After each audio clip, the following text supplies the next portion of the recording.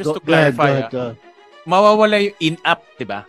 Mawawala yung in-app. Pero pwede pa rin mag-link yung e-wallet, mga bangko, e-wallet, tsaka mga bangko dito sa mga online gambling, whether illegal or legal. Pwede pa rin sila mag-link, correct?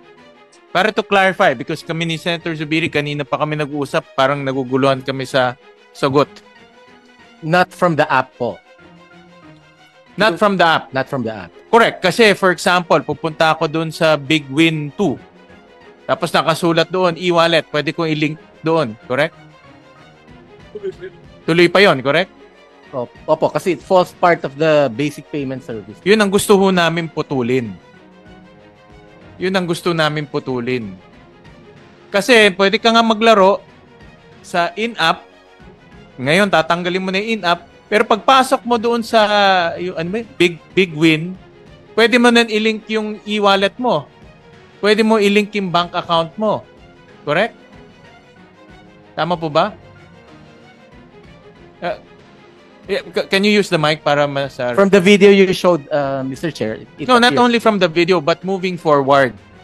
No, para klaro, you're only banning the in-app capabilities. But the linking, pwede pa rin. The linking to online, to licensed online gambling operators, yun po yung, if they do it from the operator's side. Pero yung pag-illegal, talaga definitely hindi. Oh, pwede mo pa, the long and short answer, pwede pa rin. Correct? Pwede for licensed. Yes, for license. Pero I demonstrated, pati unlicensed, pwede rin. Yun po yung surveillance. Kaya nga ang aming hinihiling sa inyo, license, unlicensed, wag nyo nang i-link. Kasi, kagaya po nung narinig nating kwento, pag may GCash ka, papasok ka sa Big Win, pwede mo na i-link si GCash mo doon eh. Ganun rin yun.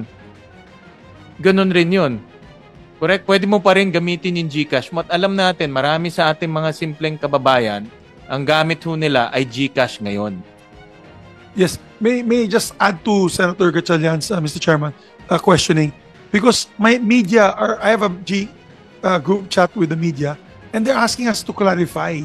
Kasi right now, lumalabas as Philippine Star, Inquirer, you're delinking the e-wallets to the online gaming or gambling platforms. Pero what you're only taking out pala is the app presented there. The in-app.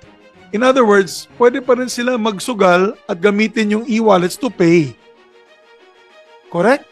Sir? For the licensed gaming operators. Yeah, because we don't want to provide false hopes for this. Because if all we know, yung nangyari po sa biktima, baka GE wallet din ang ginamit nun.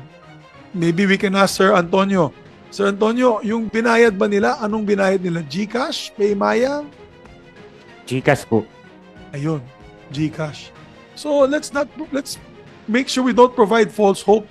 Be clear with your instruction of the BSP. Because what ultimately we want is de-link.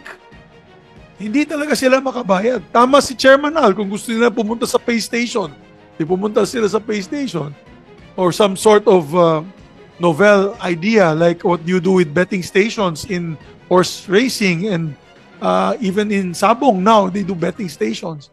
But right now, let us put this in proper perspective. You have taken gambling home. You no longer go to the casino to gamble.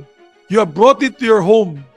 Sa loob ng banyo habang natutulog yung pamilya, naglalaro ng online gambling ang anak, ang tatay, ang nanay. At dinala nyo po sa loob ng tahanan because of the e-wallets. In the absence of the e-wallets, wala po, hindi po ganito kalaki, 32 million ang lulong na yun o nagsusugal. Your Honor, Mr. Deputy Governor.